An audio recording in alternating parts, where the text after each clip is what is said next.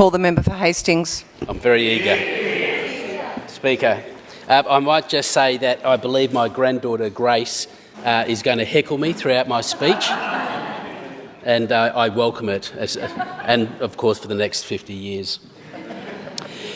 I wish to acknowledge and pay my respects to the traditional owners of the land of which we stand on today, the Wurundjeri people, and I pay my respects to elders past, present and emerging. I also acknowledge the traditional owners of the land of my electorate, the Bunurong people. I'd like to thank the previous member for the Electorate of Hastings, Mr Neil Burgess, for his 16 years of service to our community. I would also like to thank the previous member for Nepean, Mr Chris Brain. I was looking forward to working with Chris, and I'm saddened that he was not re-elected. Chris showed what you can achieve when you have a seat at the table. I'm deeply grateful to the people of the Electorate of Hastings who voted for me. I believe they voted for me because they wanted a seat at the table in a sitting government. They want to be part of the conversation, and now they are, because I am standing here now, thanks to them and on behalf of them. Speaker, if I may, I would like to continue with my thank yous, as there are quite a few. Firstly, I would like to thank my mother, Jean, who is 86 and here today, for the unconditional love that she has given me and the rest of her extended family, for her generosity of spirit, for the support she has always shown me, and for the inspiration she gives me through living her life by her example. Life was certainly not easy for my mum or for us as a family. She and my father split up back in 1969 when I was 5. Dad stayed in Melbourne. Mum, 4 kids, caught a train to Perth. We were going on a holiday. My holiday lasted for 13 years before I came back to Melbourne. My mum's lasted 27. If there was only one thing I could say about those 13 years, it would be this. My mum always gave us a chance. Those times were pretty tough, but Mum always made sure we had the chance at an opportunity, at trying things, whether it be singing in the choir, playing soccer, footy, surfing, or, God forbid, do ballet. Mum made sure we all had a shot. I remember at the age of 9, after watching an Elvis Presley movie and being rather inspired, I turned to my mum and said, "Mum, can I do ballet?" She was so surprised the cigarette fell out of her mouth and burnt a hole in the carpet. But she gave me a shot. That drives me to be here. I'd like to thank my wife, Andrea. We've only been married 35 years and have 3 kids and 1 granddaughter, and I think we're doing okay.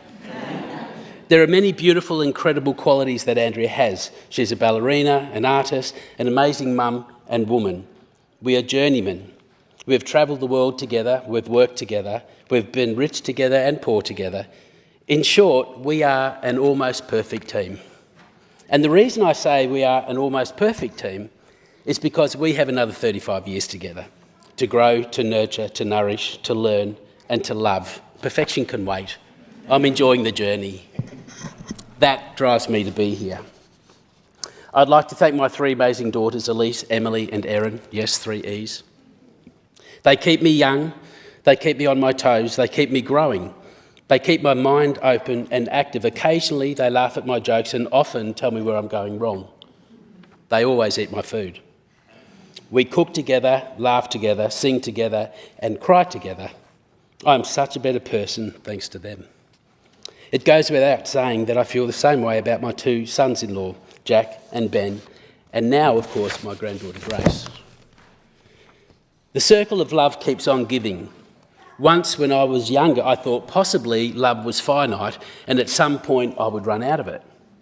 But I've learnt you never will. Love is infinite. The more you give, the more you have to give. That drives me to be here.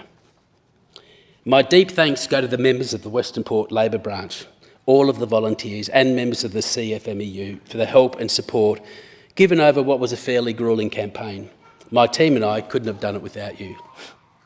I would also like to thank various members that have helped and guided me through the process of being elected. Bill Fowles, for your friendship, for the support and help you've given me, for mentoring me through this process. Paul Edbrook, Matthew Hilakari, John Malahi, Jordan Cragnali, Tom McIntosh, federal member for Bruce Julian Hill and federal member for Dunkley Peter Murphy, and to all those that reached out with a phone call or a word of support over the last year. My thanks. Lastly, and most importantly, I wish to thank my core team, our fly-in, fly-out specialist advisor Rachel Smith, the best volunteer ever Rebecca Stringer, media and communications expert Lucas Hoggenberg, and the most awesome campaign director Catherine Smith. Your passion for the Labor cause, your commitment to doing the best for the community, and your utter selflessness inspires me to be better, do better, and work harder. That drives me to be here. Speaker, I was born in Swan Hill in 1963. My father, Gus Mercurio, was not a well-known actor and TV commentator then, but a simple chiropractor. He was born in Milwaukee in the United States to a Sicilian father and a German mother. He did not enjoy the sort of childhood a child deserves. His father was a very hard man, was an influential man in the Milwaukee fruit and vegetable markets. He was also heavily involved in the Nixon campaign, meeting with him and hosting him in Milwaukee. I was later to find out through a retired FBI agent that he was a member of the Milwaukee division of the Cosa Nostra. I remember when I was told this, my head spun as I tried to truly understand what this meant. In Australia, we like to romanticise about some of our criminal characters, which I find difficult to comprehend. And even more so, I was confronted with the fact that my own grandfather was a criminal and was involved in murder. I believe my father came to Australia to escape a life that was being shaped for him, and I have to say Australia is a better place for him being here. I learnt a lot from him. One of the best things he taught me was how to peel a clove of garlic. Now, some might say a little thing in the scheme of things, yet every time I peel garlic, which in my house is every day, I think of him and am grateful. I taught my 3 daughters how to peel garlic, they've taught others, and I'll teach Grace. It is the small things, the simple things that are important, and we should never lose sight of that. Here in this chamber, I am sure we can get lost in the big things. But they are no more important than the small things, because those small things are what keep our feet on the ground, keep us real, keep us connected to our community, family and friends. That drives me to be here. With that in mind, I ran on a platform of keeping our communities connected. It is an unfortunate fact that if you do not have a car in the Electorate of Hastings, then staying connected is a very challenging experience. We are a metro region, but we have a train line that runs every 2 hours. We have 2 bus lines that run every 2 hours, and not on the weekend and not to all parts of the community. We do not have a cross-bus service with the peninsula. If we did, it would be a 25-minute service. Instead, you have to catch a bus to Frankston and then back down the other side, a journey that can take 2 or 3 hours or more. My community want this changed. That drives me to be here. Speaker, I come from the wrong side of the peninsula. I come from the forgotten side. That's what most people feel on the Western Port side. And yet Western Port has so much to offer and has so much potential. The Electorate of Hastings takes in the pristine French island in Western Port Bay, the second largest bay in the state of Victoria, and home to the almost 60,000 hectare Ramsar wetlands. It also takes in the suburb of Langwarrin, which is an ideal area for young families to bring up their children. It has great schools, parks, cafes, shopping, and a not-so-bad public transport system. It also takes in half of the Western Port side of the peninsula, from the small township of Baxter through the ever-evolving eclectic township of Somerville with its cafes, breweries, distilleries, restaurants and great shopping, to Tyabb with all of the amazing antique stores and the legendary Tyabb Airport, the birthplace of the air ambulance.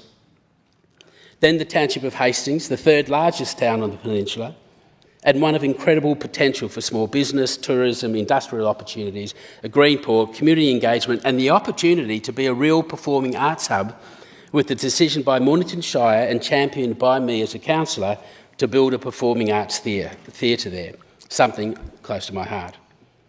Further on, you have the townships of Bitton, Crib Point, HMS Cerberus, Belnarring, Summers and Merricks Beach, all thriving townships with communities that love where they live, supporting local business, sporting groups and markets. These are communities that care deeply about the environment and the effects of climate change and are passionate about supporting the wetlands, the green wedge and the native flora and fauna. We all know how special this unique and forgotten side of the peninsula, or the Ninch, is. The amazing potential it has, and I am excited to say that finally, after 16 years in opposition hands, being the forgotten side is over. This community has a seat in the Labor government, and I plan to capitalise on that to the fullest. That drives me to be here. As much as there is to praise and celebrate about the Electorate of Hastings, from my work as a councillor on the Mornington Shire, I know also that there are many problems and hurdles that we need to address. There is a rental shortage, there is a lack of affordable housing, there is growing homelessness and there are staff shortages. Now, I believe some of these issues can be addressed by improving our public transport system. For instance, putting sidings on the Stony Point line, we could have a train service every half hour. By extending the hours of operation, people could come into the area to work and get home again. People could travel to the city or to work or go to university or attend free TAFE. A cross-bus service will allow people to cross the peninsula to get to jobs or access educational opportunities that they cannot access now. With the rising cost of living, household budgets are stretched to breaking point. This leads to stress, anger, rising drug and alcohol abuse, increasing domestic violence, mental health issues, anxiety, depression, and tragically, the rise in suicides. I've lost too many friends to suicide. I lost my brother to suicide 23 years ago, and you'd think the pain would get easier. And that is why I'm especially proud to be part of a government that held the Royal Commission into Mental Health.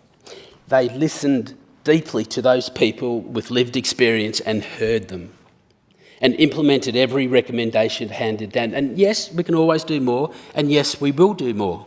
But the Andrews government, more than any other government in the nation, has raised the bar to a higher level than any other, and that is why I stand here today as part of the Labor government.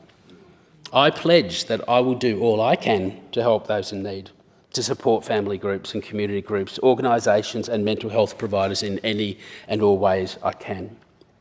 There are many things I do not understand about society.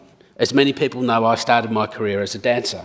It wasn't easy, and like our Prime Minister, I grew up in Housing Commission. There was mum, 4 kids, virtually no support from dad. And apart from the financial hardship, there was the Housing Commission hardship. On way too many nights, I would lay awake and listen to my alcoholic neighbour beat his wife and sometimes children. Often watching TV and listening to it all unfold next door, knowing what was coming, the mother would pass her kids over the fence to my mum, and we would all hide inside, listening to the sounds of screams, pleading and a fist hitting flesh, until finally silence would come. Several hours later, bloody and bruised, the mum would collect her kids. Just another Saturday night, or maybe Wednesday, if the mood was right. Additionally, I had to contend with gangs in our Housing Commission area who were always on the lookout for that weird kid who did ballet. I did not go to the shops, which were a 10-minute walk away, for a whole year after they caught me there once.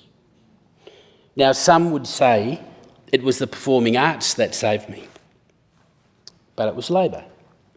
Only successive Labor governments have truly supported the performing arts. I would not have had the opportunities or the career I have had without the support of Labor. That drives me to be here. As a dancer in the 70s and 80s, I worked within the queer community, although it was not quite called that or recognised as that until much later. My colleagues were men and women who were straight, gay, lesbian, non-binary, trans, queer. In short, people, friends, artists. I did not and do not understand the fear people have with others who are different.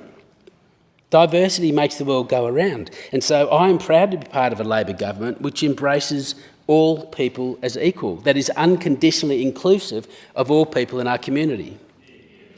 In a ballet company, men and women are equal. On stage, there are only people working incredibly hard. Men lifted women, women lifted men. We work together as a team of equals, everyone giving everything to the performance, to the audience, to each other. It was only when I left this world and entered the business world that I saw this concept of women not being the equal of men, and it stunned me.